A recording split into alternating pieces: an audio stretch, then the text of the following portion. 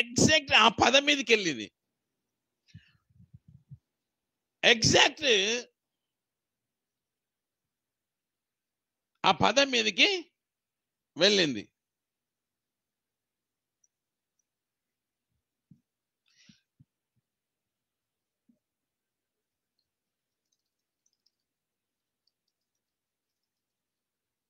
కాబట్టి ఏమంటుంది ఆ మాట చదువుదాం మనం.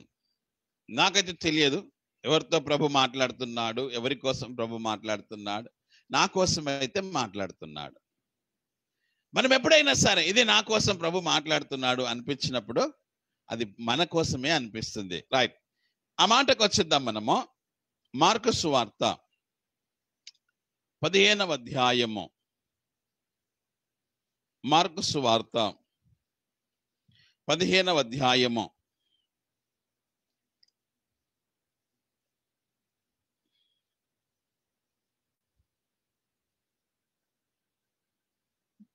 43వ వచనము. 40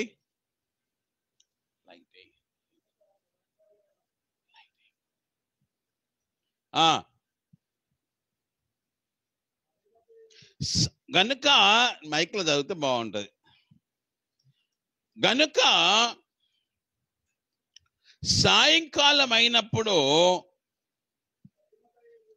అరిమత్తయి యోసేపు తెగించి పిలాతు నొద్దకు వెళ్ళి యేసు దేహము అడిగెను. ఓకే, చాలు, అర్థమవుతుంది. ఇప్పుడు ఏమర్థమవుతుంది మీకు? యేసు ప్రభుల వారు ఈ లోకంలోనికి వచ్చాడు. సర్వమానవాళి నిమిత్తమై ఈ లోకంలోనికి వచ్చి కల్వరి శిలువలో తన ప్రాణమును అర్పించి మానవునికి మేలు చేయాలని, ఏం చేయాలని? మానవునికి మేలు చేయాలని క్రీస్తు శిలువలో తన ప్రాణమును అర్పించాడు. కానీ కీడు చేయాలని కాదు. ప్రభువు కూడా అదే ఉద్దేశించి మానవులకు మేలు చేయాలనే ఒక ఉద్దేశంతో తన ఏకైక కుమారుని లోకమునకు పంపివేశాడు. అయితే శిలువ మీద ఉన్నాడు. ఇజ్రాయేలు అంటే యూదా ప్రాంతం లేదా యెరూషలేము అంతా కూడా యేసు ప్రభుకు విరోధం అయిపోయారు. కొద్ది మంది మాత్రం యేసు ప్రభు వైపు ఉన్నారు. వారందరూ కూడా బిక్కుమంటూ భయంతో ఇప్పుడు పేతురు కూడా, ఎవరండి? పేతురు కూడా యేసు ప్రభుని ఏమన్నాడు? నీవెవరో అంటే ఆయన ఎవరో నాకు ధిక్కరించాడు, తిరస్కరించాడు, కాదన్నాడు. అలాంటి ఒక భయంకరమైన పరిస్థితి. అందరూ వెంబడిస్తున్నారు, కానీ ఎవరు కూడా యేసు ప్రభుని ఆ కష్ట సమయంలో, ఆ శ్రమల కాలంలో, ఆ భయంకరమైనటువంటి శోధన, యేసు ప్రభు దేవుడు అని చెప్తే ఏమని చేస్తున్నారు? ఇప్పుడు అక్కడ చంపేస్తున్నారు, కొడుతున్నారు, రకరకాలుగా ఏమేమో చేస్తున్నారు. అందుకే యేసు ప్రభు దేవుడు, యేసు ప్రభు గురించి మాట్లాడుతున్నప్పుడు సొంత తన శిష్యుడే పేతురు గారు ఏం చేశారు? పేతురు గారు ఏం చేశారు? దేవుడు ఎవరో, యేసు ఎవరో నాకు ఎందుకు అలా అన్నాడు? భయం వేసింది. ఏమేసింది? భయం వేసింది. ఏం భయం ఉంది ఆయనకి? ప్రాణ భయం ఉంది. యేసయ్యనే పట్టుకెళ్ళారు, నన్ను కూడా పట్టుకెళ్తారేమో, నాకు కూడా హింస కలిగిస్తారేమో, నాకు కూడా బాధ కలిగిస్తారేమో అన్న ఒక బాధ. సో కొద్ది మందిని తీసుకెళ్లారు. యేసు ప్రభు సిలువలో ప్రాణం విడిచాడు. సైనికులు పొడి చేశారు, కొరడాలతో కొట్టేశారు. ఓ మధ్యలో ఒక ఆయన వస్తే, అరే ఆ మధ్యలో ఒక ఆయన వచ్చాడు. ఆయన పేరేంటిది? కురేనీయుడైన సీమోన్. ఎవరండి? ఆయన మధ్యలో వస్తా ఉంటే ఆయనను కూడా కోపం చేశారే, రా రా నీవు సిలువ మోపించారు. బిక్కు బిక్కుమంటూ ప్రాణాలు అరచేతుల్లో పెట్టుకొని భయపడుతూ బ్రతుకుతున్న సమయంలో అరిమత్తయి యోసేపు తన ప్రాణమునకు తెగించిండట. ఆమె చెప్తామా? ఏం చేసిండట? తెగించిండు. తెగించి, ఆయన ధనవంతుడు, ఆయన యేసు ప్రభునందు విశ్వాసం కలిగిన వాడు. అక్కడ అంటాడు, అతడు ఘనత వహించిన ఒక సభ్యుడై దేవుని రాజ్యము కొరకు ఎదురు చూచువాడు. హల్లెలూయా, హల్లెలూయా. ఆమేన్ చెప్దామా? దేవుని రాజ్యము కొరకు ఎదురు చూచే ప్రతి విశ్వాసికి, ప్రతి క్రైస్తవుడికి ఒక తెగింపు ఉండాలి. ఏముండాలి? ఒక తెగింపు. పిలాతు దగ్గరికి వెళ్ళాను. ఇప్పుడు నేను వెళ్ళి, ఈయన ఒక అధికారి, ఈయన గొప్పోడు, ఇప్పుడు ఈయన వెళ్తే యేసు ప్రభు దేవుడు అని చెప్పిన వాళ్ళందరినీ చంపేస్తున్న వీళ్ళు, ఇప్పుడు నేను వెళ్ళి ఆ బాడీ నాకు ఇవ్వమంటే ఏం చేస్తారో? ఏం చేస్తారో? నువ్వు కూడా యేసు ప్రభు శిష్యుడివేనా అని అడిగి చంపుతారేమో, హింసిస్తారేమో, కొరడాలతో కొడతారేమో అని ఆలోచిస్తూ అందరు భయపడి ఎక్కడ వెళ్ళిపోయారు. దేవుని రాజ్యము కొరకు ఎదురు చూచే ప్రతి ఒక వ్యక్తి లోపల ఒక తెగింపు ఉండాలి. ఆయన అన్నాడు, తెగించిండిగా. ఏం చేసిండు? తెగించిండు. ప్రాణం పోయినా సరే, నన్ను హింసించినా సరే, నన్ను కొరడాలతో కొట్టినా సరే, నన్ను వెలివేసినా సరే, నన్ను కాదన్నా సరే, నేనైతే వెళ్తా. పిలాతుని అడుగుతా, పిలాతు నాకు ఆ శరీరం కావాలి. శరీరం కావాలి. ఎందుకో తెలుసా మీకు? ఆ శరీరం 6 గంటల లోపు తీయాలి బాడీ అక్కడి నుంచి.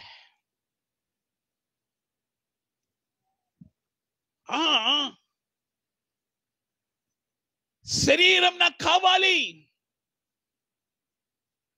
ఆ బాడీ నాకు కావాలి. ఎందుకు కావాలి నీకు? ఆయన మెస్సయ్య, ఆయన దేవుడు, ఆయన తిరిగి లేస్తానని చెప్పాడు. ఆయన నా సమాధిలో దాచిపెట్టాలి. ఆయన సమాధిలో పెట్టాలి.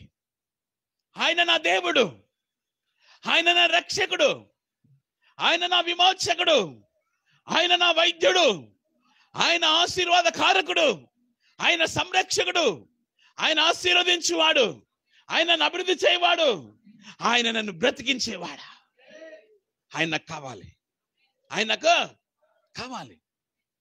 నేను చంపేస్తారా? నువ్వు చంపుకో, కానీ నాకు ఎవరు కావాలి? యేసయ్యనే కావాలి. అలాంటి ఒక తెగింపు మనకు ఉండాలి. అలాంటి ఒక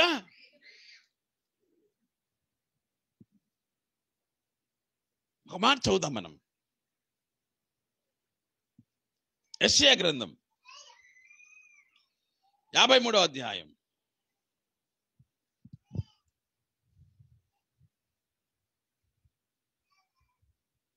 9వ వచనం.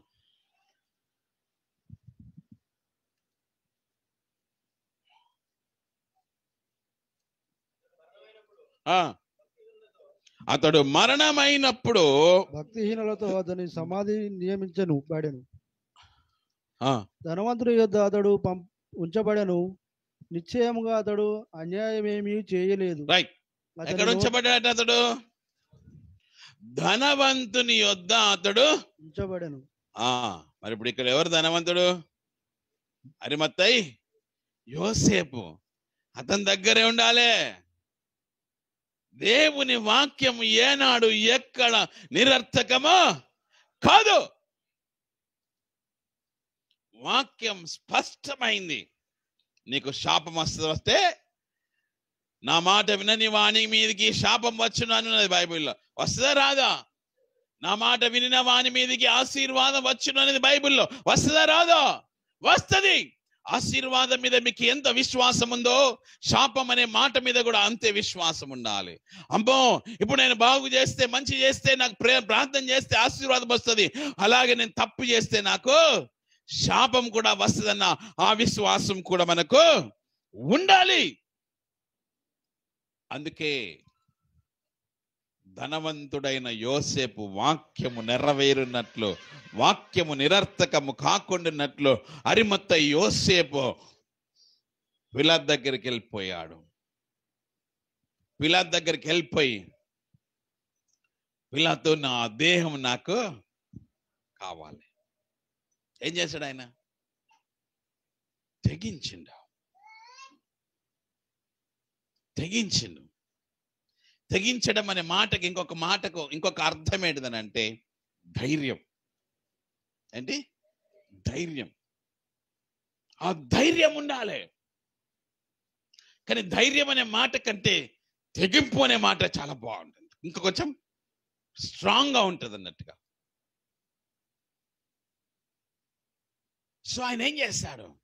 వెళ్ళి అడిగాడు, మీరేమైనా చేయండి, లేకుంటే నా ప్రభువు బాడీ ఆ శిలువ మీద ఉండకూడదు, నా బాడీ తీసుకెళ్ళి ఎక్కడో పెట్టకూడదు, నా ప్రభువు శరీరము, నా ప్రభు యొక్క దేహము నా సమాధిలో పెట్టబడాలి, నేను తలుచుకున్న సమాధిలో పెట్టబడాలి. పిలాతు సైన్యం ఏమన్నా సరే, యాజకులు ఏమన్నా సరే, నువ్వు కూడా దేవుని కుమారుడవేనా, నువ్వు కూడా రక్షకుని నమ్ముతున్నావా అని ఎవరు అడిగినా సరే, అడగకపోయినా సరే, దేవుని కుమారులారా, దేవుని బిడ్డలారా, దేవుని ప్రజలారా, దేవుని రాజ్యము కొరకు ఎదురు చూసే ప్రతి వ్యక్తిలో ఒక తెగింపు రావాలి. ప్రభు కొరకు ఏదైనా చెయ్యాలి. ప్రభు కొరకు ఏదైనా ఆ తెగింపు లేకపోతే, ఆ ధైర్యం లేకపోతే మనం ప్రభు కొరకు ఏమీ చేయలేమో, మనమేమీ సాధించలేమో, మనమేమి పొందుకోలేమో. నీ జీవితంలో ఒక ఆశీర్వాదాన్ని పొందుకోవాలన్నా, నీ జీవితంలో ఒక ఉన్నతమైన కృపను పొందుకోవాలన్నా, నీ జీవితంలో ఒక తెగింపు కావాలి. ప్రతిదానికి ఒక 2 విషయాలు మీతో చెప్పుకుంటాను నేను. ఇప్పుడు ఒక మాటకు వస్తాం మనము. మొదటి సమూయేలు గ్రంథము 19వ అధ్యాయము 5వ వచనము. మొదటి సమూయేలు గ్రంథము 19వ అధ్యాయము 5వ వచనము. అతడు ప్రాణమునకు తెగించిండు. ఏంటట? ప్రాణానికి తెగించిండు. ఎందుకు ప్రాణమునకు తెగించిండో తెలుసా మీకు? అతడు ప్రాణమునకు తెగించి ఆ ఫిలిష్తీయుని చంపగా యెహోవా ఇశ్రాయేలీయులందరికీ గొప్ప రక్షణ. ప్రాణమునకు తెగించి ఏం చేసిండు? ఆ ఫిలిష్తీయుని చంపిండు. మిగతా వాళ్ళందరూ ప్రాణమునకు భయపడ్డారు. ఈవెందో రాజైన సౌలు, ఎవరు? రాజైన సౌలు కూడా బిక్కుమంటూ భయపడుతున్నారు. కొన్ని వేల సైన్యం ఒక వైపు ఉన్నారు, రాజు ఒక చోటు ఉన్నాడు, ఇంకొక వైపు కొన్ని వేల సైన్యం ఉంది. అక్కడ గొలియాతు నిలబడ్డాడు. ఎవరు నిలబడ్డాడు? గొలియాతు. 9 అడుగుల గొలియాతు, ఆజానుభావుడు. అతని ఈట, ఒక ఈట ఒకని మోత అంతా పెద్దది ఈట. అంటే దాదాపు ఒక మోత అంటే ఎంత, మినిమం ఒక ఎన్ని అంటే ఎంత మొత్తం 50 కిలోలు. ఒక ఈట ఎంత, ఆడి 50 కిలోల బరువు చేత్తో లేపి ఇట్లా ఇస్తాడు అన్నట్టు. అంత ఆజానుభావుడు, అంత ఆజానుభావుడు. దాబిడ్డ లోపల రానా అని ప్లేస్ ఉందా, లోపల రండి.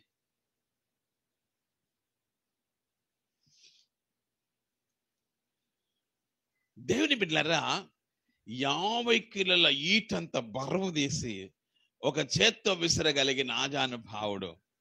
అక్కడ ఒక ఛాలెంజ్ ఇస్తుండ్రు, ఒక షరత్ వేశారు.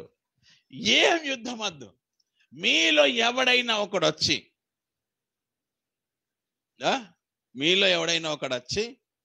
గొలియాతును చంపితే ఆ దేశం మొత్తం మీకు బానిసైపోతుంది. ఇప్పుడు యుద్ధం లేదు అక్కడ, ఏం చేయాలి? ఒక్క గొలియాతును చంపితే, అంటే అంత సైన్యానికి ముందు నిలబడ్డాడు. సో అక్కడ ఏమంటాడంటే, సౌలు భయపడిపోతున్నాడు. ఎన్ని రోజులు, గత 2-3 రోజుల నుంచి 3-4 రోజుల నుంచి ఒక మాట చూద్దాం మనం. అప్పుడు మొదటి సమూయేలు గ్రంథము 16వ అధ్యాయానికి వస్తే మాట అనుకుంటున్నాను.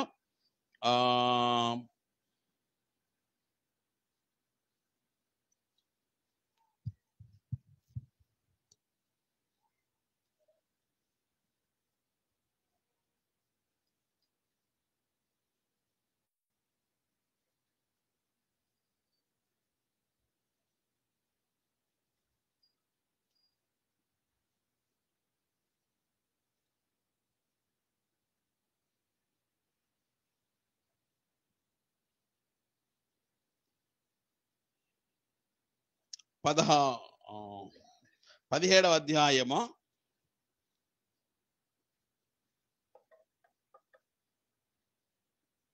44వ వచనము లేదా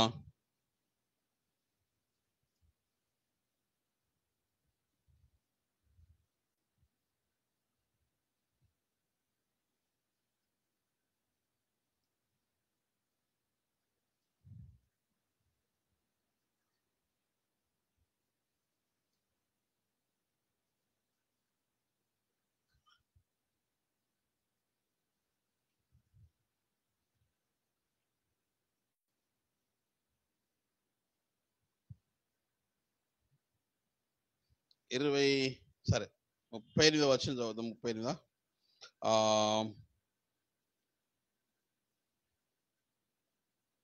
26వ వచనం చదువుదాం. దావీదు జీవము గల దేవుని సైన్యములను తిరస్కరించుటకు ఈ సున్నతి లేని ఫిలిష్తీయుడు ఎంతటి వాడు, వాని చంపి ఇశ్రాయేలును ఈ నింద తొలగించదనని వారితో చెప్పెను. అంటే అప్పటికి ఎన్ని రోజులు అవుతుందంటే, చాలా రోజుల నుండి వాళ్ళు అక్కడ యుద్ధ భక్తులు కలిగి ఉన్నారు. సో అనేక దినములుగా వారు ఉంటున్నప్పుడు ఒకవైపు వీరు, ఒకవైపు వాళ్ళు. ఈ 17వ అధ్యాయంలో మనం చదివినప్పుడు వీడేమంటాడంటే, ఫిలిష్తీయులతో యుద్ధం చేయడానికి మీరు రండి అంటే ఎవ్వరు రావట్లేదు. ఇప్పుడు దావీదు ముందుకు వచ్చాడు. ఏమంటున్నాడు? ఈ ఫిలిష్తీయుడు సున్నతి లేనివాడు, ఇశ్రాయేలీల దేవుణ్ణి తిరస్కరించుతున్నాడు. దావీదు కోపం ఎందుకు వచ్చిందంటే, దేవుణ్ణి తిడుతున్నాడు, తిరస్కరిస్తున్నాడు, ప్రజలను తిడుతున్నాడు. అందుకే దావీదు కోపం వచ్చి అందరూ భయపడి బిక్కుబిక్కుమని ఏడుస్తూ సైన్యం మొత్తం ఒకవైపు గజగజ గజగజ వణుకుతున్నారు. నిలబడ్డారు కానీ వణుకుతున్నారు. కానీ దావీదు వచ్చాడు. దావీదు ఏమన్నాడంటే, ఇతన్ని నేను ఇప్పుడు చేస్తాను. చూడండి, ఇప్పుడు 43వ వచనంలో, ఫిలిష్తీయుడు కర్ర తీసుకుని, నీవు నా మీదికి వచ్చుచున్నావే, నేను కుక్కనా అని దావీదుతో చెప్పి తన దేవతల పేరట దావీదును శపించెను. నా దగ్గరకు రమ్ము, నీ మాంసమును ఆకాశ పక్షులకును భూమృగములకును ఇచ్చివేతునని ఫిలిష్తీయుడు దావీదుతో అనగా, దావీదు, నీవు కత్తి ఈటయు బల్లెమును ధరించుకొని నా మీదికి వచ్చుచున్నావు. అయితే నీవు తిరస్కరించిన ఇశ్రాయేలీల సైన్యములకు అధిపతిగా యెహోవా పేరట నేను నీ మీదికి వచ్చుచున్నాను. రైట్. ఇప్పుడు దావీదు ఆ గొప్ప ఆజానుభావుడైనటువంటి ఫిలిస్తీయుడైన గొలియాతును ఎదుర్కోవడానికి వెళ్తున్నాడు. ఎట్లా వెళ్తున్నాడు? చస్తే చస్తా, బ్రతికితే బ్రతుకుతా, కానీ వీణ్ణి మాత్రం నేను ఎదుర్కొంటాను. ప్రాణానికి తెగించిండు. ఒకవేళ దావీదు గనుక ప్రాణానికి తెగించకపోతే ఆ రోజు ఇశ్రాయేళ్ల పరిస్థితి ఏమై ఉండేది?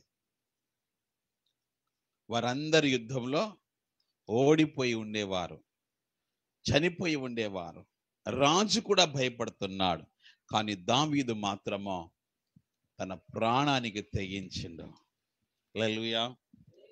తన ప్రాణానికి తెగించి ప్రయాణమయ్యాడు. చెప్తున్నాను కదా, నువ్వు ప్రాణం తీయడా ఆయన. నువ్వు ప్రాణానికి తెగించి వెళ్తే నీ ప్రాణము తీయడు.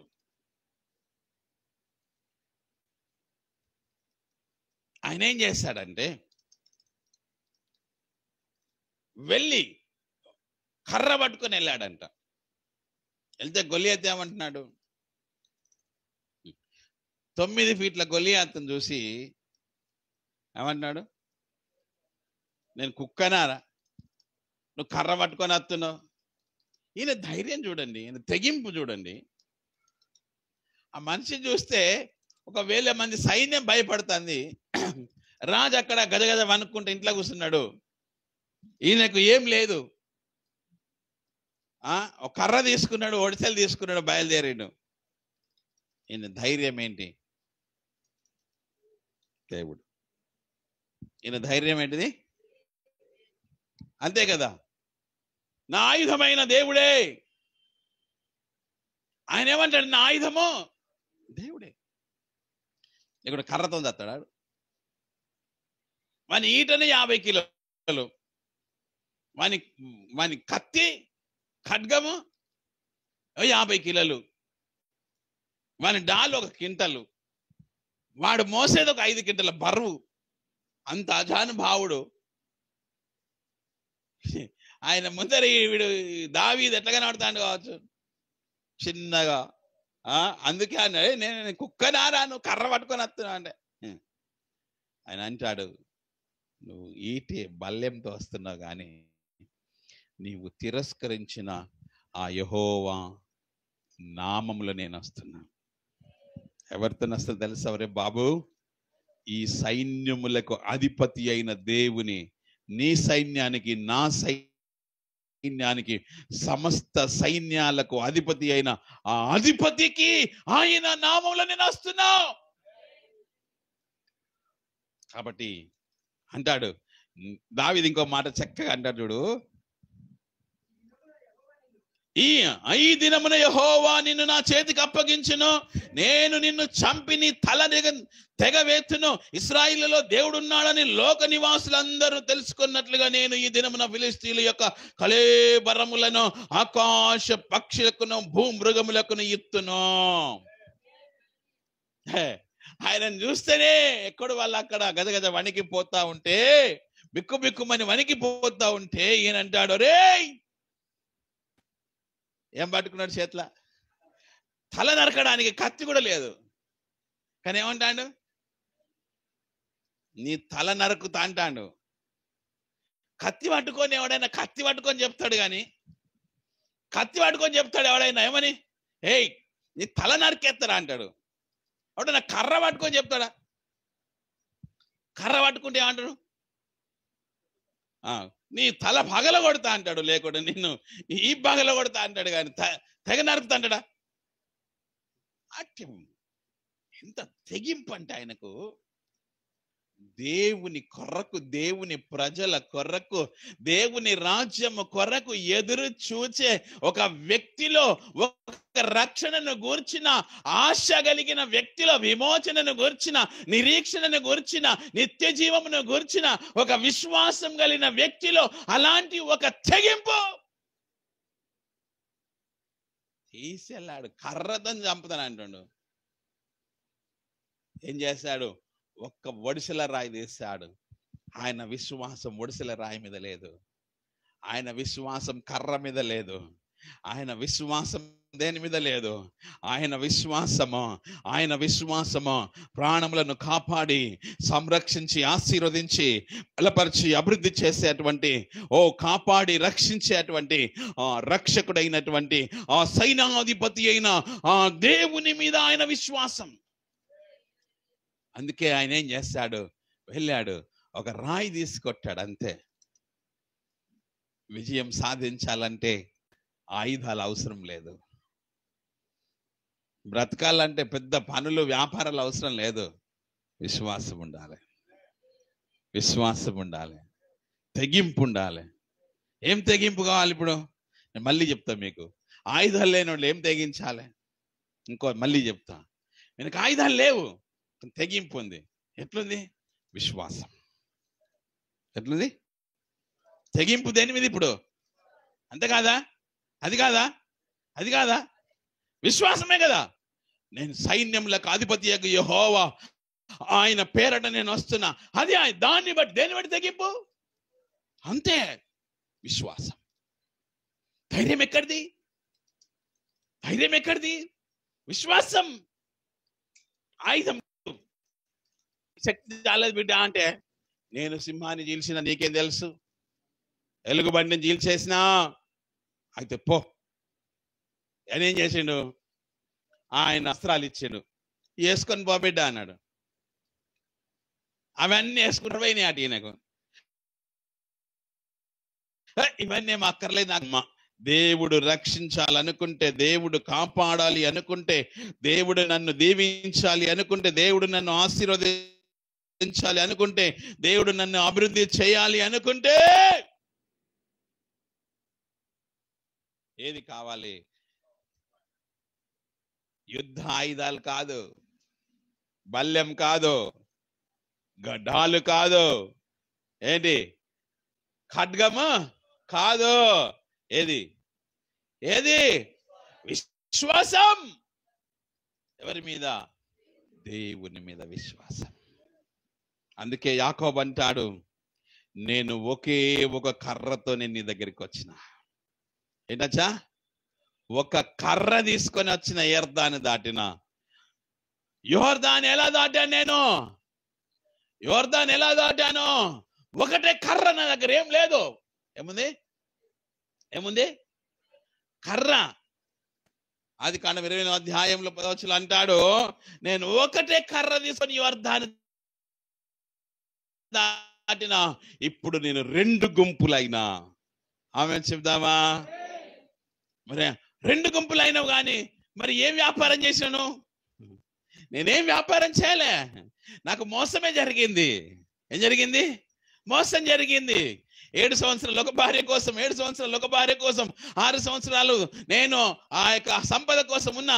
అయినా మా మామ ఏం చేసిండు? ఎన్నోసార్లు మోసం చేసిండు, జీతాలు మార్చిచ్చిండు. కానీ దేవుడున్నాడు. కారణం ఏంటిదనంటే దేవుని మీద విశ్వాసం, నమ్మకం కలిగి ఉన్నాడు. 2 గుంపులయ్యాను.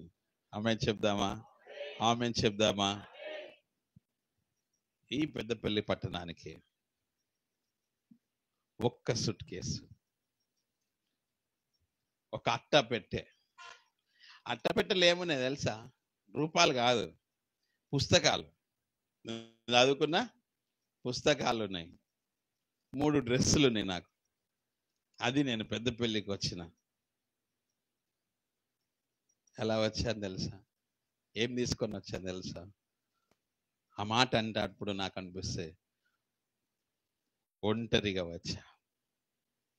ఇప్పుడేమైపోయింది నాకు? ఇప్పుడేమైంది? 3 గుంపులు అయినాయి. ఆయనకు 2 గుంపులు అయితే నాకు 3 గుంపులు అయినాయి. ఒకటి నా కుటుంబము, రెండవది పెద్దపల్లి సంఘము, మూడవది బయ్యారం సంఘం. ఎలా జరిగింది? ఏం వ్యాపారం చేసినావు అయ్యగారు? ఏమైనా పనులు చేసినావా? ఏం బిజినెస్ చేసినావు? అరే, పనుల కోసం ప్రయత్నం పడకో. ఆయుధాలు లేవే. వ్యాపారం కొరకు, పనుల కొరకు, వాటి కొరకు, వీటి వరకు నువ్వేం అసలు ఇబ్బంది పడకు. మరేం చేయి? తెగించి ఫస్ట్ ఏం చేయాలి? తెగించి ఏం చేయాలో మళ్ళీ చెప్తా మీకు. ఏం లేదండి, ఏం చేశాను నేను? అంతే. ఏం చేశా?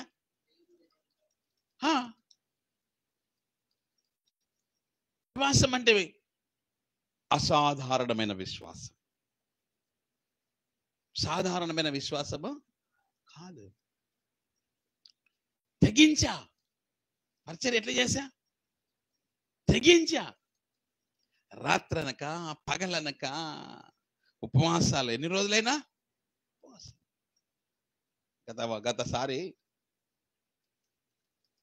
పోయినసారి అక్టోబర్లో కొంచెం షుగర్ వచ్చింది, ఎక్కువేం రాలేదు. ఉపవాసాలు అందరే ఉపవాసాలు ఉంటామో లేదో ఉంటామో లేదండి. వారం రోజులేమో 2 చపాతీలు తిన్నా, మంచి అనిపించలే నాకు. చస్తే ఏసు రక్తం చేయం, బ్రతుకుతే ఏసు రక్తం చేయం. చస్తే పరలోకానికి చేరతా, బ్రతుకుతే ప్రభు పరిచర్య చేస్తా అని తెగించా. ఫుల్ ఫాస్టింగ్ ఉన్నా, ఏం కాలే. మొన్న కూడా ఫుల్ ఫాస్టింగ్ ఉన్నా, ఏం కాలే. ప్రతి దానికి ఏముండాలి? మనకు ఒక తెగింపు ఉండాలి. అరిమత్త యోసేపు తెగింపు ప్రభు పునరుత్థానానికి కారణమైంది. దావీదు యొక్క ప్రాణములకు తెగింపు ఒక ఇశ్రాయేలుకు రక్షణకు కారణమైంది. ఈ సమయంలో ఎంతమంది మిషనరీలు ప్రాణాలు తెగిస్తే ఈరోజు మనం బ్రతికున్నాం అంటారా? నమ్ముతారా? మేము మొన్న గుంటూరు వెళ్ళాం, ముగ్గురము. అక్కడ ఒక మిషనరీ స్టోరీస్ చెప్తా ఉన్నారు ప్రతిసారి. అందులో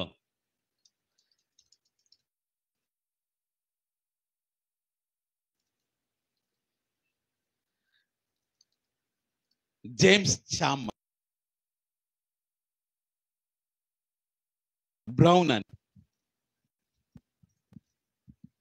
డేవిడ్ లివింగ్స్టన్ అని, వీళ్ళందరూ ప్రాణాలకు తెగించారు. బ్రౌన్, జేమ్స్ చామ్,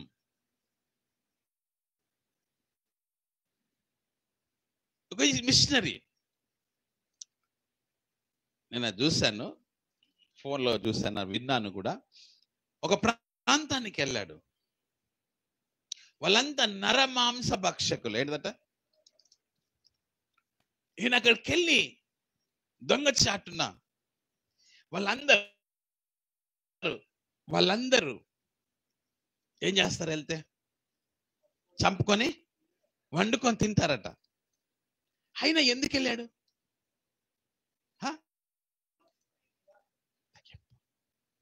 ప్రాణానికి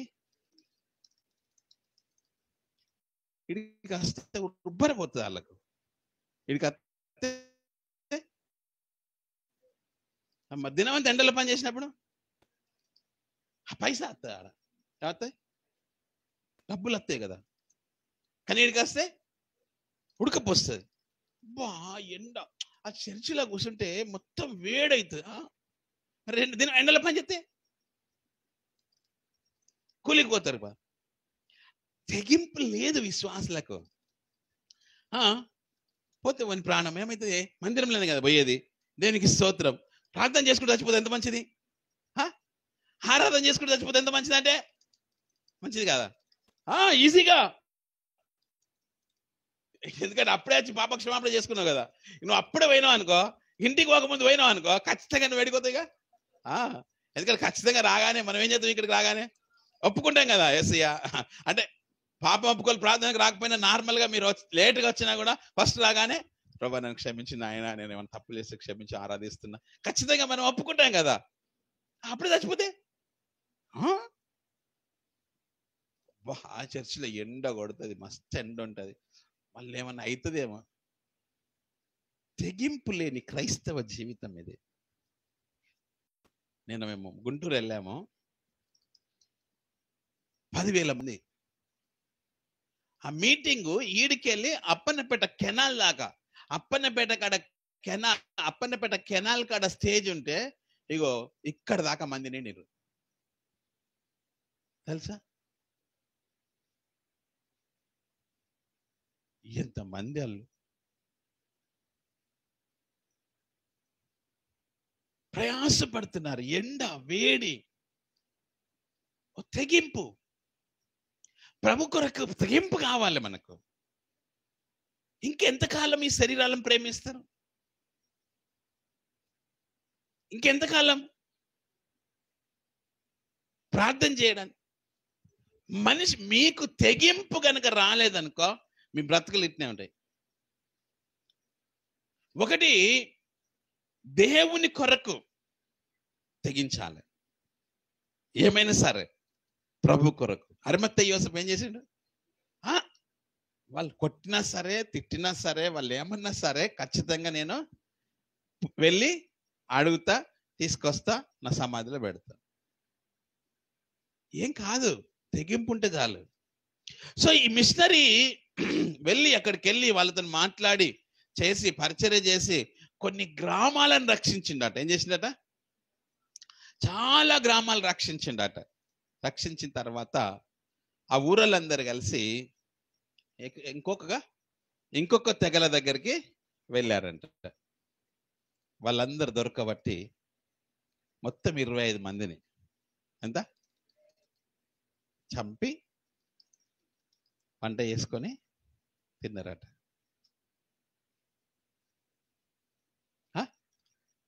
మరి వారి భార్య పిల్లలు ఏమన్నారు కావచ్చు? ఏం దేవుడు నా కొడుకుని తీసుకుపోయిండు అన్నారా? ఏం దేవుడు, వా సమాధి చేసుకుందామంటే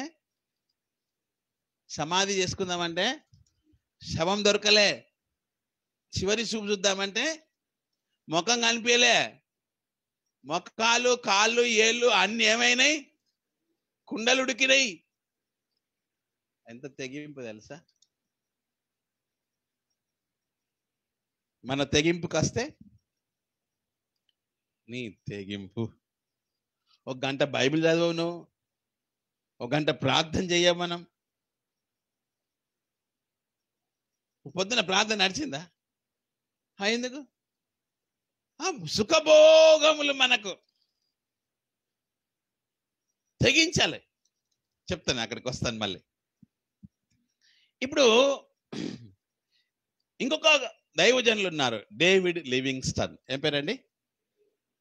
ఆయనే చీకటి సౌత్ ఆఫ్రికాలో వెళ్ళి అక్కడ పరిచర్య చేశాడు. వాళ్ళు కూడా నరమాంస భక్షకులే. వాళ్ళ భాష నేర్చుకొని మెల్లగా వాళ్ళతో మాట్లాడి 200 గ్రామాల రక్షలోకి నడిపించిండు. ఒకసారి సింహం ఆయన మీద దాడి చేస్తే ఈ చెయ్యి పోయింది, మొత్తం పోయింది.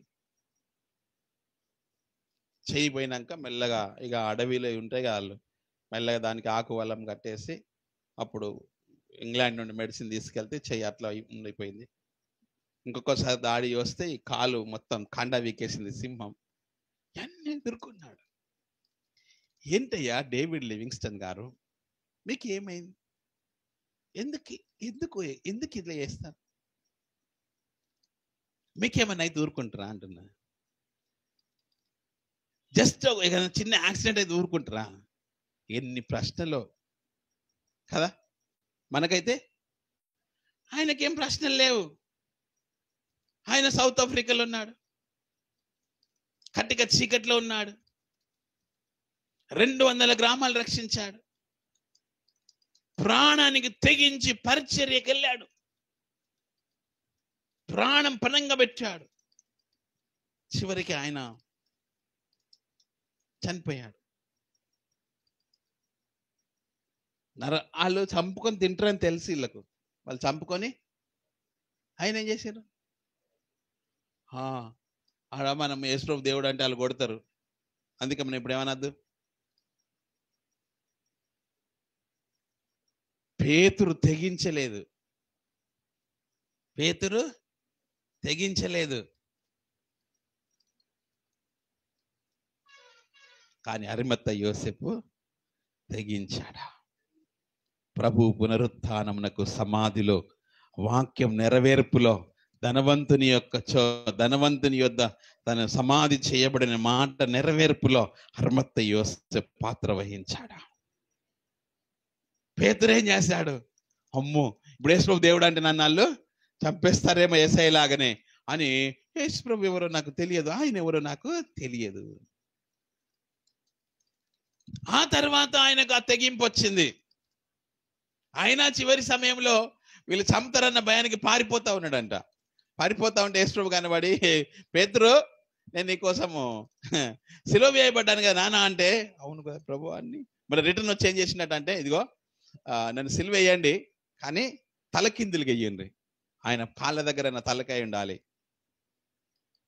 అని క్రాస్ ఇట్లా ఇంటు గుర్తులో ఉన్న దానికి సిలువ ఆయనని కట్టేసి చంపేశారు. ఆ తెగింపు ఎట్లా వచ్చింది? విశ్వాసం. రెండవది తెగింపు ఎట్లా వస్తుంది? దేవుని రాజ్యం కొరకు, దేవుని రాజ్యంను గూర్చిన నిరీక్షణ, ఎదురు చూచడం. అందుకే మన సంఘంలో ఎక్కువ ఏం చెప్తామంటే, దేవుని రాజ్యం అంటే ఏంటో తెలియాలి నీకు ఫస్ట్. దేవుని రాజ్యం అంటే ఏంటి? యాక్చువల్లీ మన సంఘంలో అది బాగా తెలుసు. దేవుని రాజ్యం ఎట్లుంటది, పరలోకం ఎలా ఉంటది, 1000 ఏళ్ల పరిపాలన ఎలా ఉంటది, నూతన యెరూషలేము ఎలా ఉంటది, పరలోక జీవితం ఎలా ఉంటది, పరిశుద్ధమైన పరలోక సంబంధమైన లైఫ్ జీవితం ఎలా ఉంటుందో మనందరికి బాగా తెలుసు. అప్పుడే తెగింపు వస్తుంది. తర్వాత ఇలా మిషనరీలు వారి ప్రాణాలకు తెగించి లక్షల మంది మిషనరీలు చనిపోయారు. వాళ్ళు చంపుతారని తెలిసి కూడా వెళ్ళి అక్కడ సేవ చేయడం అంటే ఏమన్నట్టు కాదా? మన తెగింపు ఎంత ఉంది?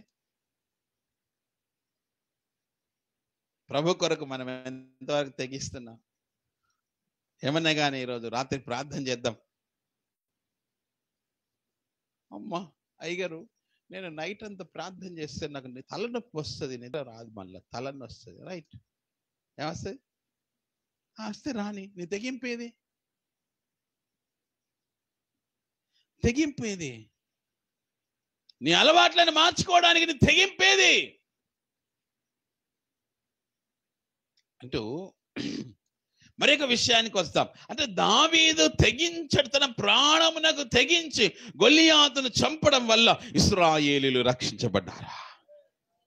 ఈరోజు నీ ప్రాణం నువ్వు తెగించి సువార్త చేస్తే అనేకులు రక్షించబడ్డారు. అనేక మిషనరీలు తెగించి ప్రాణాలకు తెగించి పరిచర్య చేస్తే మన దేశంలో ఈరోజు ఈ సువార్త పరిచర్య నిలబడి ఉంది అనంటే ఎన్ని వేల మంది ప్రాణాలకు తెగించి ప్రాణాలు అర్పించారు. అర్పించలేదా? మొట్టమొదటిగా మన దేశానికి యేసు ప్రభువుని గురించి తెలియజేసిన వ్యక్తి ఎవరు?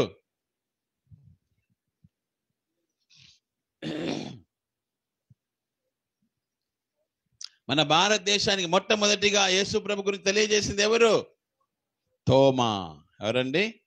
ఎవరు తోమా? ఎవరు? యేసు ప్రభు శిష్యుల్లో ఒక్కడైన తోమా. AD 52లో పాకిస్తాన్ మీదుగా ఆయన ఇండియాకు వచ్చి పంజాబ్లో ఉండి, పంజాబ్ నుండి కేరళకు వచ్చి కేరళలో పరిచర్య ప్రారంభించిండు. అక్కడి నుంచి తమిళనాడుకి వెళ్ళిండు. అక్కడున్న వాళ్ళందరూ ఏం చేస్తారు? ఆయన్ని చంపడానికి తరిమారు. బల్యాల బట్టి ఇసురుకుంటా, అదే ఆయన పరిగెడుతూ ఈ బల్యాలు ఇట్లా ఇసురుతా ఉన్నారు అన్నట్టుగా పరిగెడుతా ఉంటే చివరికి 2-3 బల్యాలు తగిలి ఆయన అక్కడ పడి చనిపోయాడు. ప్రాణానికి తెగించి వచ్చారు వీళ్ళు. ప్రాణాలకు తెగించి ప్రార్థన చేశారు. దానియేలు ప్రార్థన చేస్తున్నాడు. యెరూషలేము వైపు కిటికీలు తెరిచాడు. శాసనం ఏంటిది? శాసనం ఏంటి? ఒకవేళ ప్రార్థన చేస్తే సింహాల బోన్లో వేస్తారు. ప్రాణాలకు తెగించి ప్రార్థన చేశాడు. ఆమె చెప్తామా? ప్రాణానికి తెగించి ప్రార్థన చేశాడు. అలాంటి ప్రార్థన మనకుందా? అలాంటి ప్రార్థన మనకుందా?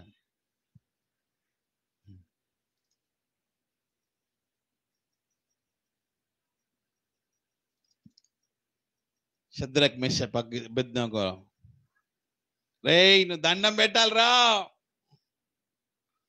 ఆ విగ్రహానికి మీరు దండం పెట్టకపోతే అగ్గిలేస్తాం. ఏం చేస్తారు వాళ్ళు? ఏం చేస్తారంటే, హే రాజా మేము చెయ్యము. అమ్మ అట్లా చేయకపోతే ఆడబిడ్డ ఏమనుకుంటుందో. ఏం కాదు పా, అయ్యేలాంటికి మళ్ళీ పోయినాక యేసయ్య క్షమిస్తాడు కదా, చర్చిలకు పోయి మళ్ళీ యేసయ్య క్షమించు ప్రభు అని చెప్పుకుందాం పా. అబ్బప్పా ఏం కాదు. ఎవరికి భయపడుతున్నాను? బంధువులకు భయపడతావు, చుట్టాలకు భయపడతావు, కుటుంబీకులకు భయపడతావు, అధికారులకు భయపడతావు. ప్రభు కొరకు నిలబెడతావా? అధికారులకు భయపడతావా? నువ్వు ప్రాణాలకు తెగించి ప్రభు కొరకు నువ్వు నిలబడితే ఏం చేస్తాడు ప్రభు? చంపేస్తాడా? ఒకవేళ చంపేసిన పరలోకంలో నీకు విలువ ఉంటుంది. కానీ అన్నిసార్లు అలా దేవుడు చెయ్యడు. దానియేలు ప్రాణానికి తెగించి ప్రార్థన చేస్తే సింహాల బోన్లో వస్తాడు. సింహాలు నోర్లు మూసాయి. ఆయన బయటకు వచ్చాడు, గొప్పవాడయ్యాడు. షద్రక్ మేషక్ అబేద్నెగోలు ప్రాణాలకు తెగించి ఎదిరించాడు. నా దేవుడే, నేనే ఆయనే నా దేవుడు, ఆయనే నిజమైన దేవుడు, ఆయనే రక్షకుడు, నేను వేరే దేనికి తల వంచనని ఎప్పుడైతే అన్నాడో ప్రాణాలకు తెగించారు. అగ్గిలేశారు. చచ్చిపోయినారా? అగ్గిలోకెళ్ళి బయటకు తీసి ఆశీర్వదించబడ్డారు. హల్లెలూయా. ప్రార్థించడానికి కూడా ప్రాణం తెగించి ప్రార్థన చేయాలి. తెగించి ప్రార్థన చేయాలంటే కూర్చాలే, మోకరించాలే. ఇక నువ్వు టైం పెట్టుకోవద్దు. నీకు కావాలా? ఏం కావాలి? మోకరించు.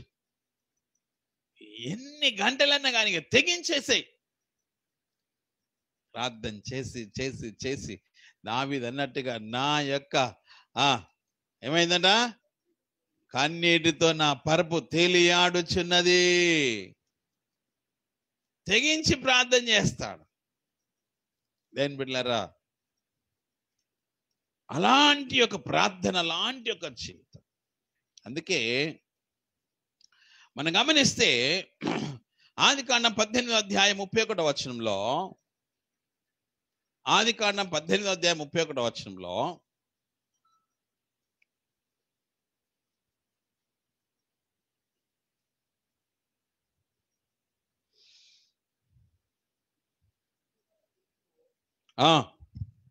ప్రభువుతో మాట్లాడ తెగించి తిని, ప్రభుతో మాట్లాడటకు తెగించి తిని, ఒకవేళ అక్కడ 20 మంది కనబడుదురేమో అని. అప్పుడు ఆయన 20 మందిని బట్టి నాశనం చేయకుందునగా. ఓకే, ఏం చేసినట్టు ఈయన? ప్రభుతో మాట్లాడడానికి అంటే ప్రార్థన చేయడానికి ఏమని అనుకోని ప్రభు ఆయనను చంపిన పర్లేదు, ఏం చేసిన పర్లేదు, నేనైతే తెగించి ప్రార్థన చేస్తున్నాడు. దావీదు తెగించి ప్రార్థన చేస్తున్నాడు. దానియేలు తెగించి ప్రార్థన చేస్తున్నాడు. ఇర్మియా తెగించి ప్రార్థన చేస్తున్నాడు. ఆ ఒకలాంటి తెగింపు అది మనకు లేకపోతే మనకి ఈ లోకంలో లేదు, రాబోయే లోకంలో కూడా లేదు. ఈ రాత్రి మనం ప్రార్థన చేసుకుందాం. 2 గంటలు ప్రార్థన చేసుకుందాం. ఏం చేయాలి? తెగించాలిగా. నిద్ర వస్తుంది అయ్యగారు, ఈ రాత్రి అంతా నిద్ర వస్తే మళ్ళీ పొద్దున్న నేను లేవలేను అయ్యగారు. నువ్వు చేస్తాడు, పొద్దున్న నువ్వు ఆరోగ్యంగా ఉంటావు. ప్రార్థించడంలో, వాక్యం చదవడంలో, ఆరాధించడంలో, ప్రభు కొరకు నిలబడడంలో ఒక తెగించి ప్రార్థన చేయాలి. Praise the lord, hallelujah. So ఇక్కడ దేవుని వాక్యం సెలవిస్తుంది, అబ్రహాం గారు కూడా ఏం చేశారట, మాట్లాడడానికి అంటే ప్రార్థన చేయడానికే. అయ్యా అయ్యా అక్కడ 20 మంది ఉన్నారు, 10 మంది ఉన్నారు, ఎన్నిసార్లు అడుగుతున్నావు? ఏరా ఒకసారి అడుగు సరిపోయి, ఒక్కసారి కాదు, నువ్వు అనేదాకా నువ్వు నన్ను తిట్టుకున్నా, ఏమనుకున్నా సరే తెగించేసి మాట్లాడుకోవడానికి. అంటే పెద్దలతో మాట్లాడాలంటే ధైర్యం కావాలిగా. ఏమని అనుకో, ఇక తెగించిండు, మాట్లాడడం మొదలుపెట్టిండు. ప్రభు అన్నాడు ఓకే. ఆయన మనసులో ఉన్న మాట ఆయనకు అర్థమైంది. ఓహో, మీకు ఆడున్నాడు కదా మీ అన్న కొడుకు, ఆయన కోసమే కదా, ఓకే అని వెళ్ళి ఆయనను కాపాడగలిగాడు. ఒకని తెగింపు ప్రార్థన ఒకనికి రక్షణకరం, ఒకని తెగింపు ప్రార్థన ఒకనికి దీవెనకరంగా మారింది, ఒకని తెగింపు ప్రార్థన ఒకనికి ఆశీర్వాదకరంగా మారింది. అది నీ వాళ్ళే కావచ్చు, నీ కుటుంబీకులే కావచ్చు, నీ విశ్వాసులే కావచ్చు, పొరుగు వారే కావచ్చు. సో తెగింపు ప్రార్థన ఉండాలి. సాధారణమైన ప్రార్థన కాదు, నీ అవసరమును బట్టి కాదు, నీ అవకాశాన్ని బట్టి కాదు, నీ అవసరమును బట్టి కాదు, అవకాశాన్ని బట్టి కాదు. తెగింపుతో ప్రార్థన చేయి. నువ్వు దీవించబడతావు. నువ్వెవరి కోసం ప్రార్థన చేస్తావు వారు కూడా దీవించబడతారు. చివరికి ఒక మాట చూద్దాం మనము. యోబు గ్రంథం 13వ అధ్యాయం 14వ వచనం. నేనెందుకు నా ప్రాణమును ఎర్రగా చేసుకొనవలెను, చేసుకొనను గాని నా ప్రాణమును తెగించి మాట్లాడదను. నేను చేసుకొనను గాని నా ప్రాణమునకు తెగించి నేను మాట్లాడతాను. ఇదిగో ఆయన నన్ను చంపినను నేను ఆయన కొరకు కనిపెట్టుచున్నాను. ఆయన సన్నిధి నా ప్రవర్తన న్యాయమని రుజువుపరుచును. రైట్. అంటే ఇక్కడ ఏం జరుగుతుంది? అని అంటే ఇప్పుడు వీళ్ళందరూ కూడా వీళ్ళ స్నేహితులందరూ వచ్చి రకరకాలుగా మాట్లాడుతూ ఉన్నారు. ఉంటూ ఆయన ఏమనంటే కింద మనం చదువుతూ వస్తే,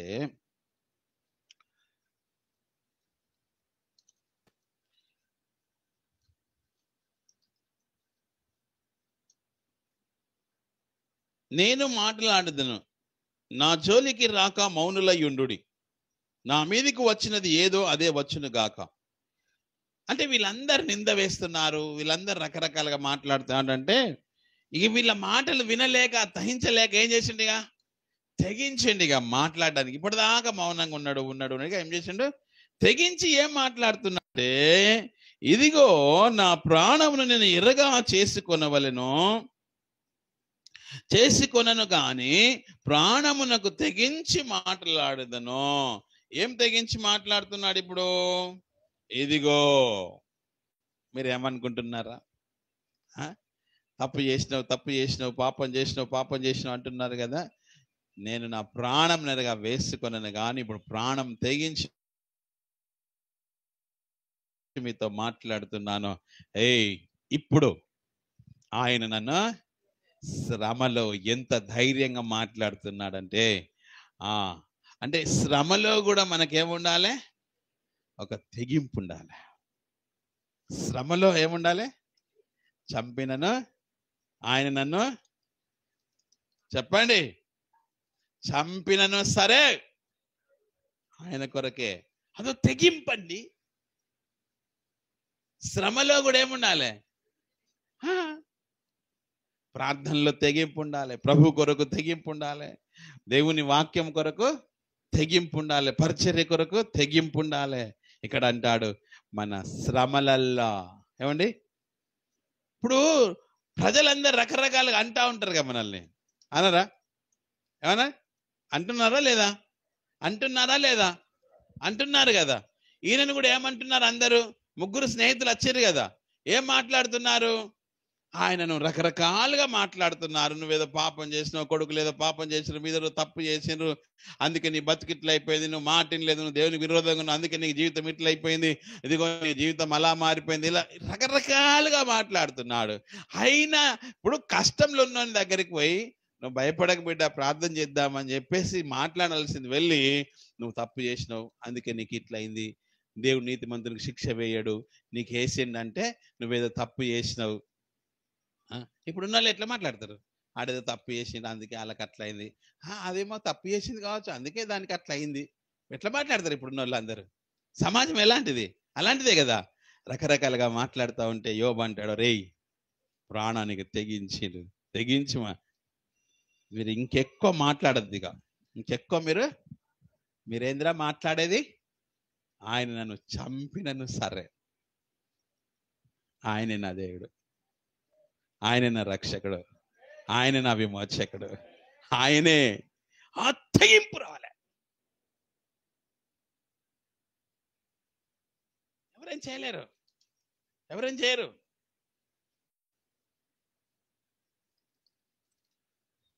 శ్రమలో, కష్టంలో, బాధలో, వ్యాధిలో, మనకు కష్టాలు వచ్చినప్పుడు, వ్యాధులు వచ్చినప్పుడు, బాధలు వచ్చినప్పుడు ఏమంటారు? అంటలేరా?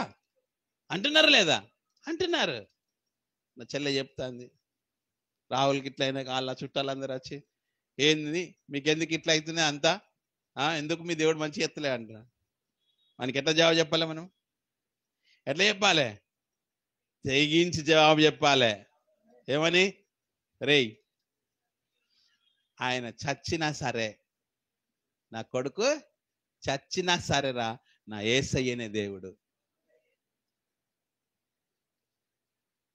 ఆ తెగింపు ప్రతి విశ్వాసులు రావాలి.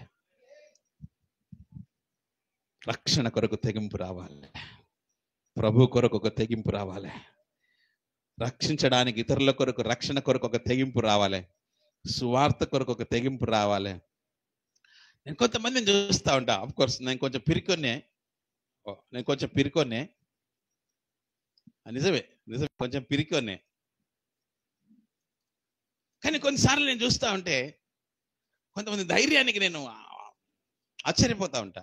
అఫ్ కోర్స్ అట్లా చెప్తున్నాను, కానీ ఏదైనా ఎదురొస్తే నేను వెళ్ళిపోతా. వాళ్ళు చంపుతారని నాడికి పోతే అంటే వెళ్ళిపోతా, భయం లేదు. ప్రభు కొరకు తెగించి బ్రతికినాం, ఇంకేమున్నాడా? చనిపోవడం ఎట్లా చచ్చిపోతామండి?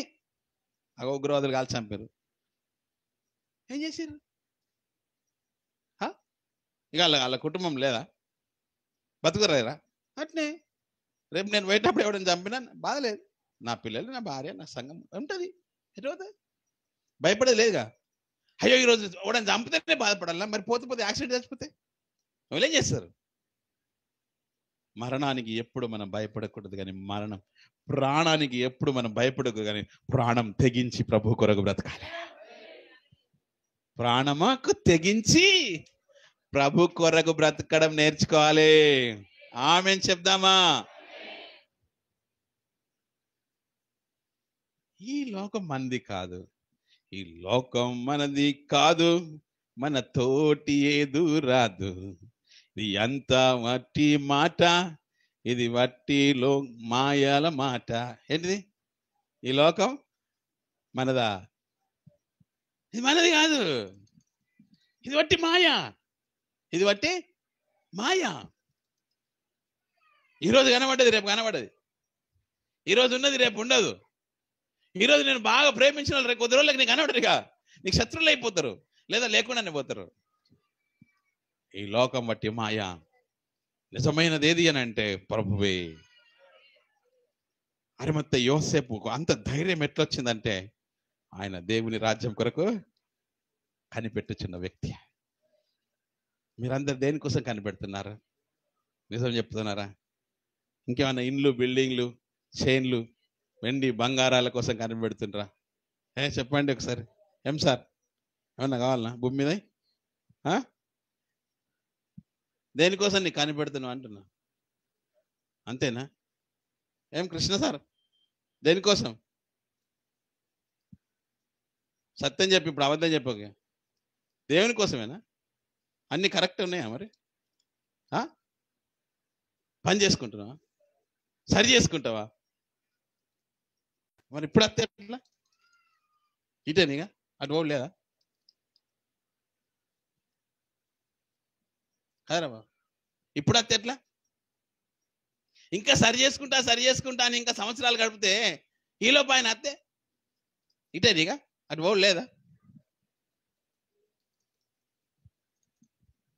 అందుకే నేను ఒక మాట చెప్తా ఉంటాం, మనం ఆయన రాకముందు, మనం సావక ముందు మనం సిద్ధపడి ఉండాలి. మనం ఎప్పుడు చస్తామో మనకు మీకు ఎవరికైనా తెలుసుంటే చెప్పు. ఒకసారి ఒక మాట మీకు చెప్పాను. ఒక సహోదరుడు అన్నాడు, మంచి తాగుబోతాడు, తాగనోళ్ళు కూడా తాగుతారు, పెగ్గు పెట్టుకొని ప్రార్థన చేస్తాడట. యేసు ప్రభువా, ఈ మంది ఇచ్చినందుకు నీకు వందనాలు, ఇది తాగుతున్నా తప్పే కానీ క్షమించు అని తాగుతాడు. ఇది నా కృష్ణ గారు అని తాగుతారట. మళ్ళీ ఏంది నాకు ఇట్లా నువ్వు అని అంటే, ఇగో నేను చచ్చిపోకముందు ఖచ్చితంగా యేసు ప్రభుని క్షమాపణ అడిగి ప్రార్థన చేసుకుని చచ్చిపోతా అన్నాడట. అని ఒక ఫంక్షన్కి పోయి మస్తు తాగి వస్తా ఉంటేనే యాక్సిడెంట్ అయింది, కోమలోకి వెళ్ళిపోయింది, స్పాట్. మళ్ళా యేసు ప్రభు అనడానికి అవకాశమా లేదుగా. మరి పరిస్థితి ఏది ఇప్పుడు? అందుకే మనము ఎప్పటికీ సిద్ధంగా ఉండాలి. ఇంకా సరి చేసుకుంటే ఎన్ని రోజులు ఉంటాయి? ఇక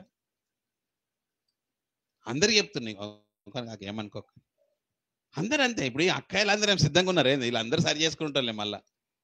కానీ ఇంకెన్ని రోజులు సరి చేసుకుంటారు? ఎప్పుడు సిద్ధంగా ఉండాలి కదా. ఇంకా సరి చేసుకునే అవకాశాలు వద్దు మనకు. ఉదాహరణకి ఎగ్జాంపుల్గా, నువ్వు అంత పర్ఫెక్ట్ ఉన్నవా అయ్యగారు అని అంటే, ఒకవేళ మీరు మాట్లాడితే నన్ను ఒకవేళ ప్రశ్నిస్తే, అఫ్ కోర్స్ ఇన్ కేస్ ఏదన్నా ఒకవేళ నా లోపల మిస్టేక్ అప్పటిదప్పుడు జరిగితే నేను అవకాశం ఇయ్యా, ఎదుటి వ్యక్తిని వెంటనే క్షమాపణ అడుగుతా, లేకపోతే నేనైనా దేవుని క్షమాపణ అడుగుతా వెంటనే. ఇట్లా ఇప్పుడు మీ చెట్టు మీద ఏమైనా పడితే ఏం చేస్తారు? అంటే క్లీన్ చేసుకోరా? మెల్లగా చేసుకుంటారా? మరి బతుకులు ఎందుకు అట్లా చేసుకోరు? ఇది అన్న అందరికి కనబడుతుంది, అది కనబడదా? అమ్మో, అది ఆయనకు కనబడుతుంది. ఇది ఏమైనా మురికి పడ్డది అంటే ఏం చేస్తాం వెంటనే? నాకు ఒకసారి గిడేమో వేరే షర్ట్ మీద గిడింతుంది, నల్ల మచ్చ ఉంటుంది, ఇంకొక దానికేమో ఇంకు ఉన్నది. నేను వేసుకుంటాను, నేను పెద్ద పట్టించుకోను. ఇక మా ఇంట్లో అమ్మగారు ఇక్కడ కొంచెం కోల్గేట్ రాయి అంటది. ఎందుకు? కనబడద్దని. అంటే మన షర్ట్ బాగుండడానికి ఎంత ప్రయత్నమో, కానీ బ్రతుకు శుద్ధి కావడానికి ఎంత నిర్లక్ష్యమో. సరి చేసుకుంటా అండి ఇట్లా అప్పుడు రెడీగా ఉండాలి. ఎవరుంటారంటే నిజముగా దేవుని రాజ్యమును గూర్చిన ఆ నిరీక్షణ, ఆ విశ్వాసం కలిగిన వారు మాత్రమే. మన సంఘంలో 100% మంది మాత్రమే అట్లున్నారు. 90% మంది వీళ్ళు రారు ఇక పరలోకం. ఎందుకు రారు అని అంటే, వీళ్ళు ఇంకా సరి చేసుకునే స్థాయిలోనే ఉన్నారు అన్నట్టు. ఏంటిది? ఇక సరి చేసుకుంటాం. నువ్వు సరి చేసుకుంటేనే ఉండు, ఆయన సంతకం పెట్టిపోతాడు. ఇక ఏంది? నువ్వు సరి చేసుకుంటుండు, ఆయన సంతకం పెట్టి పోతాడు. పోయేటోళ్ళు అడ్డు వెళ్ళిపోతారు. 5 రెడీగా ఉన్నారు, 5 ఏమో ఏం చేస్తారు? సరి చేసుకుంటారు. అంతేగా, వాళ్ళు ఎటువైరు రెడీగా ఉన్నారు. కాదు, బుద్ధి లేని వాళ్ళు ఉన్నారు కదా, బుద్ధి లేని వాళ్ళు ఏం చేస్తారు? సరి చేసుకోవడానికి పోయినారు. వాళ్ళేమో సిద్ధపడి ఉన్నారు. మీరు చెప్తా వినండి, ఇంకా రెడీగా ఉన్నారు. వాళ్ళ దగ్గర నూనె ఉంది, అన్నీ ఉంది. కొంచెం దీపం మారిపోయే మూమెంట్ వచ్చేసరికి ఏం చేసారు? వెంటనే కరక తీసి అంటే నూనె పోసుకుంది. ఎందుకు? వాళ్ళ దగ్గర వెంటనే రికాష, వెంటనే క్షమాపణ. ఎంతసేపు? వెంటనే పాపక్షమాపణ రావాలి, వెంటనే పశ్చాత్తాపం రావాలి, వెంటనే రావాలి. కొంతమందికి 4 రోజులకు కూడా రాదు. కఠినమైన మనస్సు, కఠినమైన హృదయం, వెంటనే క్లీన్ అయిపోవాలి. ఇట్లా వీళ్ళు వెంటనే వీళ్ళ దీపాలు కూడా గరుకు పట్టినాయి, వాళ్ళవి కూడా గరుకు పట్టినాయి. కానీ వీళ్ళు నూనెతో సిద్ధంగా వచ్చారు. వీళ్ళు ఏం చేశారు? లేచిరు, వెంటనే అలా నూనె పోసుకున్నారు, వెంటనే దాన్ని సరి చేసుకున్నారు, పట్టుకున్నారు. పెళ్లి కుమారుడు వచ్చిండు అనగానే వెళ్ళిండ్రు. రెడీగా ఉన్నాయి మీ దీపాలు? ఎస్ రా, రెడీగా ఉన్నాయి. వచ్చి లోపలికి వచ్చి వాళ్ళు వచ్చేసారు. వీళ్ళు అయ్యో మా నూనె లేదు కదా, మరి ఎట్లా? మేము వెళ్తాం. సరి చేసుకోవడానికి వీళ్ళకి టైం పడుతుంది. వీళ్ళ దీపాలలో ఏం లేదు, ఇవి ఆరిపోతున్నాయి, గరకు పట్టి ఉన్నాయి. మరి తొందరగా సరి చేసుకో బిడ్డ అంటే సరి చేసుకోవడానికి వీళ్ళ దగ్గర లేదు. సరి చేసుకోవడానికి ముందు సిద్ధపాటు కలగడం అంటే క్షమాపణ వెంటనే రావాలి. తప్పు జరిగిన వెంటనే పశ్చాత్తాపం రావాలి. తప్పు జరిగిన వెంటనే ప్రాయశ్చిత్తం రావాలి. తప్పు జరిగిన వెంటనే క్షమాపణ రావాలి. అప్పుడే అద్భుత రీతిగా దేవుడు నిన్ను ఆశీర్వదిస్తాడు. సో ఇప్పుడు యోబు లాంటి, అంటే ఇప్పుడు దేవుని కొరకు, దేవుని రాజ్యం కొరకు ఒక తెగింపు ఉండాలి. ఆమెను చెప్దామా? దేవుని రక్షణ కొరకు, దేవుని పరిచర్య కొరకు, అనేకులను రక్షించడానికి మనకు ఒక తెగింపు ఇవ్వాలి. ప్రార్థించడానికి, ప్రభు కొరకు నిలబడడానికి ఒక తెగింపు రావాలి. చివరికి నీ శ్రమలో, నీ కష్టంలో, నీ బాధలో, నీ వ్యాధిలో, నువ్వు ఎదుర్కొంటున్న ప్రతి సమస్యలో నీకేం రావాలి? ఒక తెగింపు రావాలి. ఏంటిది? యోబు లాంటి తెగింపు ఏంటిది? రేయ్, ఏమనుకుంటున్నారా? ఆయన నన్ను చంపినా సరే నువ్వేమనుకుంటున్నావు? మీకు ఏమి ఇచ్చిండు దేవుడు అని అడుగుతున్నావా? మీకు డబ్బు ఇచ్చిండు దేవుడు అని అడుగుతున్నావా?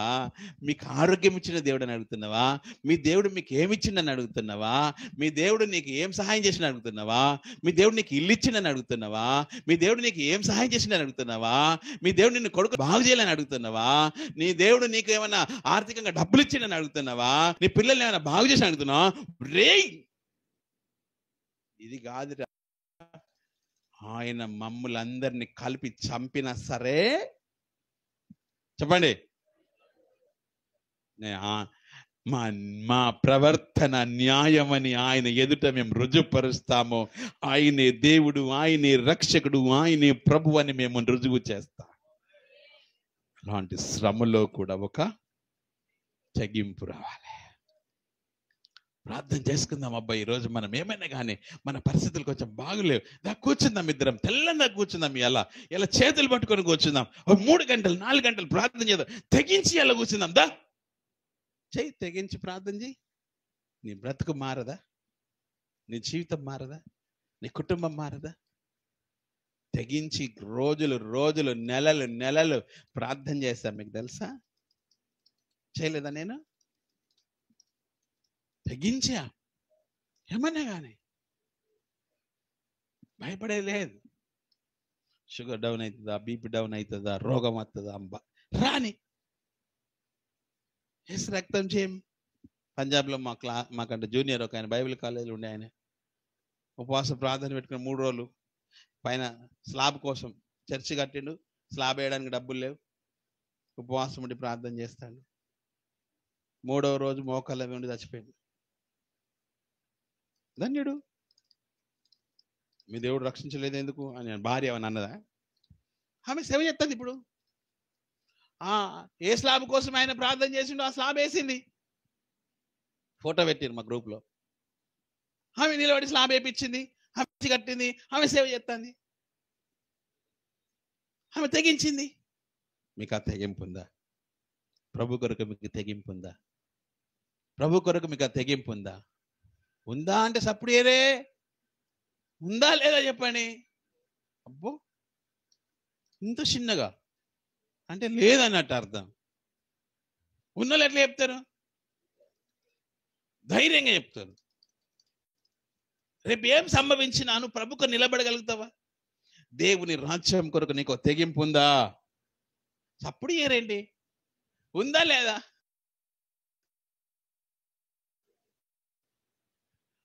ఏం సౌండ్ ఎత్తలేదు. వద్దా? నీకు ఆ తెగింపు లేకపోతే నీకు దేవుని రాజ్యం లేదు. ఆ రోజు కనుక అరిమత్త యోసేపు కనుక తెగించకపోతే నా ప్రభు శరీరం ఎక్కడుండదో నాకు తెలియదు.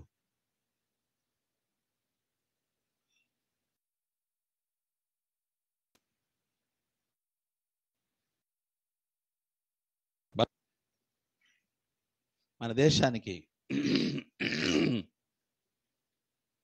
పరిచయం చేయడానికి వచ్చినటువంటి ఏం పేరు అన్నమ్మా? థోమా. తన ప్రాణానికి తెగించకపోతే ఈరోజు మనకు రక్షణ ఉండేది. డేవిడ్ లివింగ్స్టన్ తన ప్రాణానికి తెగించకపోతే ఆఫ్రికాలో ఈరోజు సువార్త లేదు.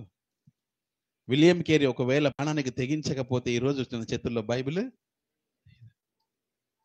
మేము ప్రాణాలకు తెగించి మీ అందరి కొరకు ప్రార్థన చేస్తూ ఉంటే ఈరోజు మీకు రక్షణ లేదు. మరి మీ ప్రాణాలకు తెగించి ప్రభు కొరకు మీరు తెగించి ఏమైనా చేయగలుగుతున్నారా? ఒకరోజు చెప్తా నేను మీకు ఏ విషయాల్లో నేను బాధపడుతున్నాను.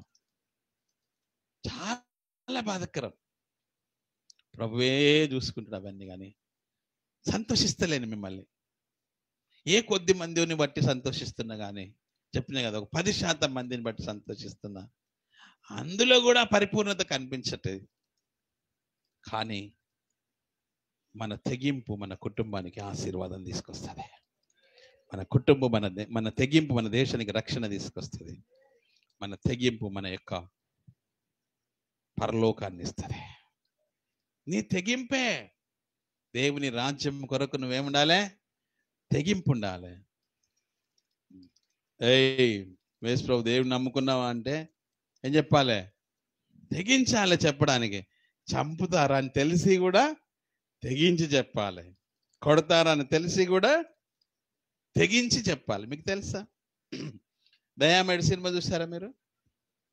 దయామయుడులో అపోస్తలుడైన పౌలు గారు సౌలుగా ఉన్నప్పుడు అందరిని ఏం చేసిండు? చంపుతూ వెళ్తే చాలా మంది యేసు ప్రభు దేవుడు అన్నారు. సో ఆ సినిమాలో చూస్తూ ఒకరింటికి వెళ్ళి వాళ్ళందరినీ చూస్తారు. తల్లిదండ్రులు ఏమన్నారంటే యేసు ప్రభు మాకు తెలియదు అన్నారు. కానీ బయట ఒక పాప ఉంటుంది. ఆ పాప చూసేమంటే మేము యేసు ప్రభు దేవుడే, మేము యేసే నమ్ముకున్నాము, ఇదిగో మా మెడలో సిలువ ఉన్నది చూడు అని అంటది ఆమె. లక్షల మంది తెగించి పరిచర్య చేసినందుకు ఈరోజు ప్రపంచంలో క్రైస్తవ్యమో నిలిచి ఉంది.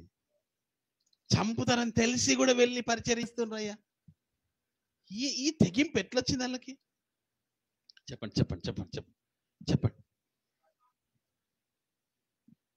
దేవుని రాజ్యంను గురించిన అది ముఖ్యం. తెగింపు ఎట్లా వస్తుంది?